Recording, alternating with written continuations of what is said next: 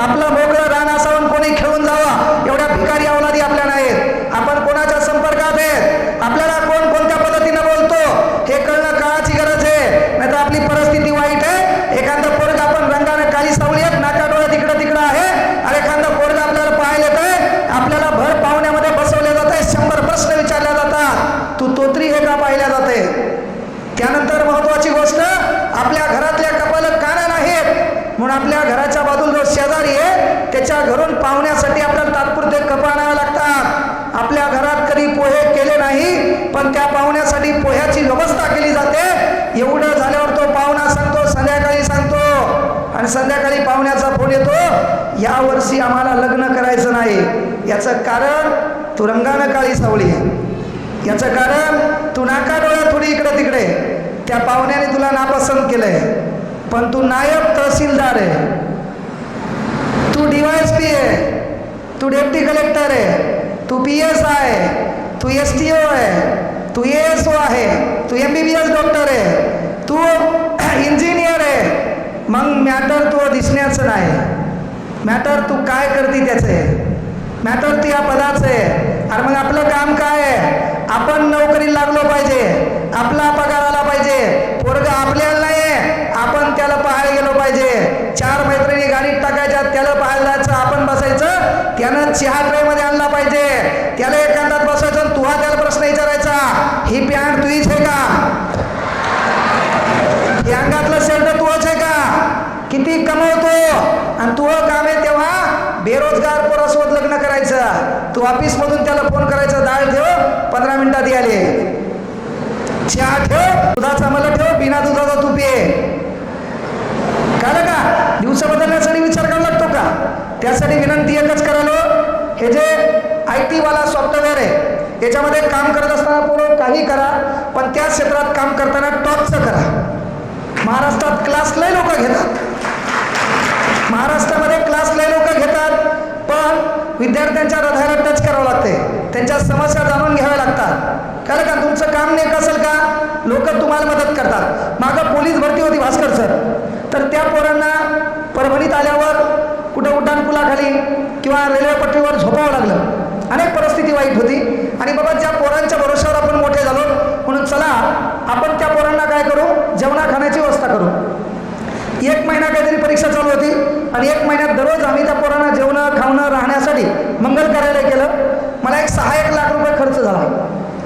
मी 6 लाख रुपये खर्च केले, पण महाराष्ट्रातले लोक तुमचं काम नेक असेल तर तुम्हाला मदत करायला उभारलेले आहेत. लोकांनी दुसऱ्या दिवशी मला 8 लाख रुपये पाठवले, म्हणजे खर्च 6 लाख झाला.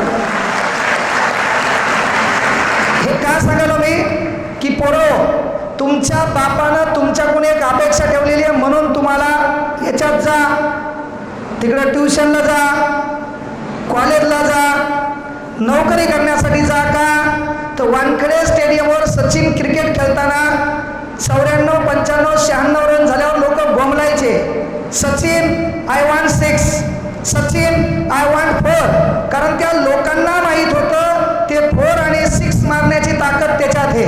याचा अर्थ तुमच्या बापाला माहित आहे की आपल्या पोराची अवकात कोणती आहे, म्हणून बापानं तुम्हाला प्रत्येक क्षेत्रात सांगितलं तू जाय, मी कसंही राहील, किती अडचणीवर मात करेल, पण तू या शिक्षणात काही मात्र बदल होऊ देणार नाही. त्या बापाचा शब्द मात्र वाया जाऊ देणार. आणि काय असतं माहिती आहे का, हे भास्कर सर असतील, टीम असतील, ताटे सर असतील, यांचं काम काय, कार्यक्रम का ठेवतो आपण, कार्यक्रम ठेवण्यासाठी काय असतं माहिती आहे का, कोणीतरी असतो माणसाच्या एका विचारानं. कारण जिंदगी 1 मिनट में नहीं बदलती, लेकिन 1 मिनट का फैसला पूरी जिंदगी बदल देता है. जिंदगी 1 मिनट में नहीं बदलती, लेकिन 1 मिनट का फैसला पूरी जिंदगी बदल देता है. काही करा पोरो, पण गोरगरिबाचा सन्मान करा. शरीर बनवून इथं तुमची आमची सुरक्षा करणारे बाउन्सर आहेत, तो एक माणूस आहे, तो कोणाची तरी सुरक्षा करण्यासाठी उभा आहे का नाही, त्याचाही आपल्याला सन्मान करता आला पाहिजे. ज्या शाळेमध्ये आपण शिकायला आहे तिथे एखादा चपराशी झाडत असेल त्याचाही आपल्याला सन्मान करता आला पाहिजे. आपल्या घरामध्ये माय राबती तिचाही आपल्याला सन्मान करता आला पाहिजे. रस्त्यानं चालताना वेळ जास्त झाली, ती पोरगी एक संधी नसून ती जबाबदारी आहे. दुसऱ्याच्या घरातल्या पोरीत माय बहीण दिसली पाहिजे, ती परंपरा छत्रपती शिवाजी महाराजांची आहे, तेही आपल्याला कळलं पाहिजे. म्हणून हा कार्यक्रम कशामुळे बाबा, तर आवर्जून सांगायला एक गाव असते, हे प्रत्येकाच्या नशिबात आहे. एक गाव असते आणि एका गावामध्ये एक सुंदर मुलगी असते. असं समजा एक गाव असते, म्हणजे IT वाला ही टीम आहे, याच्यातून अनेक लेकरांना रोजगार द्यायचा आहे. कारण सध्या सरकार तर आपल्याला बेरोजगार करायला, मग रोजगार देणारा कोणतरी लागेल ना.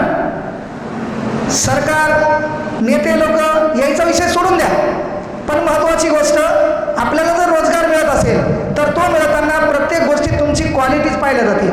इथं काय आयरे बैरे नथू खैरे कोणालाही जॉब मिळत नाही, याच्यातही तुम्हाला काम करावं लागेल, याच्यातही जास्त वेळ द्यावा लागेल, तुमची क्वालिटी कंटेंट दाखवावं लागेल, आहे ना. नात करती काय यावंच लागतं, तसं म्हणल्यानं जमणार ना.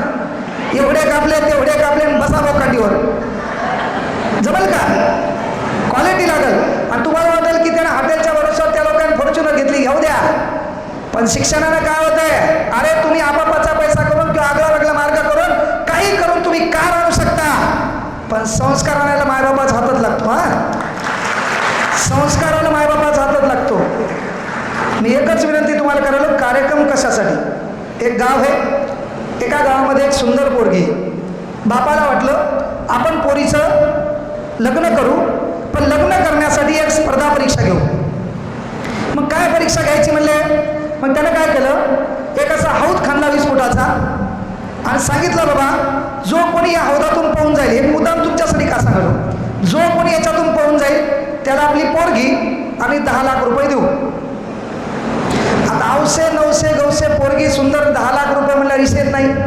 एकाने शर्टाचे बटन काढले आणि नेमकं उडी मारणार तेवढ्या पोरीचा बाप म्हणला, दलिंदरा काळजाचा तुकडा तुला द्यायलो, 10 लाख रुपये द्यालो, तुला काही येडा का खुला वाटायलो.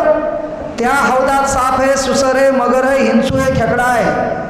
त्यानं शर्टाचे बटन लावले, जान है तो जहां है, जिंदगी एकदाच आहे.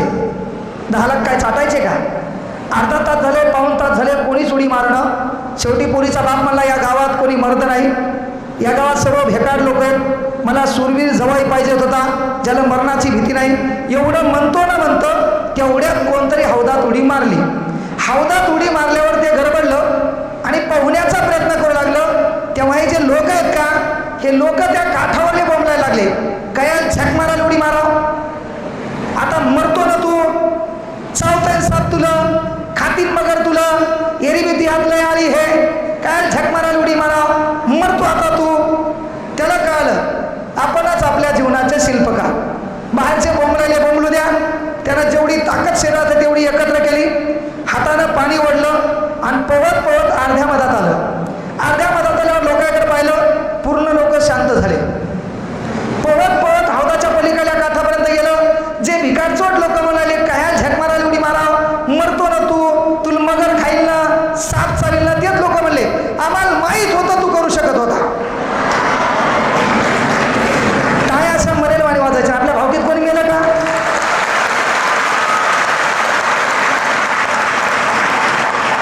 आम्हाला माहीत होतं म्हणले तूच करू शकतो, चालेल नाही तुला, कमवान कमवान कमवान, ते झप झप पाणी हरले, कमवान कमवान. तेच लोक त्याला सुरुवातीला काय म्हणू लागले, तेच लोक शिवा देऊ लागले की नाही. असं करता करता ते हौदाच्या काठावर पळून बाहेर निघलं. लोक धना धना त्याच्यासाठी टाळ्या होत लागले. सुरुवातीला तेच लोक शिवा देऊ लागले, तेच लोक. तसं प्रत्येक सत्रात काय बेजार व्हायला, आपलं काम आहे का ते. आणि तू सक्सेस झाला भाऊ, फोटो पाठव ना, स्टेटस ठेवायचे.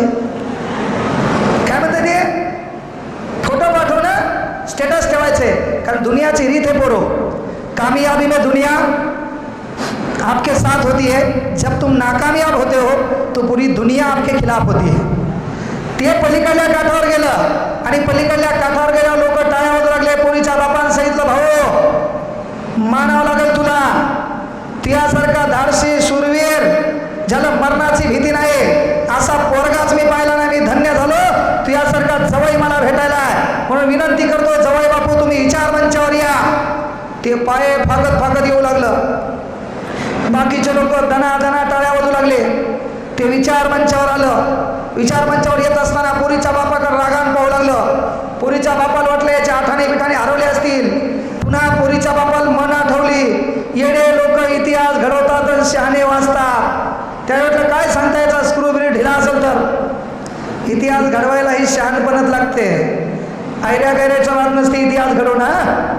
लय मोठे राजे होते, माझं वैयक्तिक साम्राज्य असलं पाहिजे, लोकांच्या हितासाठी असलं पाहिजे, शेतकऱ्याच्या काडीच्या देठाला हात नाही लागला पाहिजे, इथं पोरीला सन्मान मिळाला पाहिजे, माईला आगळी वेगळी वागणूक मिळताना तिला तिचा दर्जा आणि आदर मिळाला पाहिजे. ती शिकवण देण्यासाठी माझं साम्राज्य आगळं वेगळं असावं, म्हणून तुमच्यासाठी आमच्यासाठी अख्खी हयात खर्च करणारे छत्रपती शिवाजी महाराज कानाकोपऱ्यात रस्त्यात आपल्याला स्वाभिमानाने दिसतात. हे सहज होत नाहीये. कुठला तरी प्रतिकार, कुठली तरी एक गोष्ट आपल्याला डायव्हर्ट करणारी पाहिजे. जुन्या काळात अरे जगत होते लोक, कोणाच्या पाठीला झाडू होता, कोणाच्या गळ्यात मडकं होतं, 700 शतकापासून हालापेष्टा चालू द्या, अनेक मोठमोठे लोक होते. कोणाला सुचलं का? पण एका माणसाला सुचलं हे मला बदलायचंय. एका माणसाला सुचलं हे मला बदलायचंय. तो माणूस आज बाप आहे. तो माणूस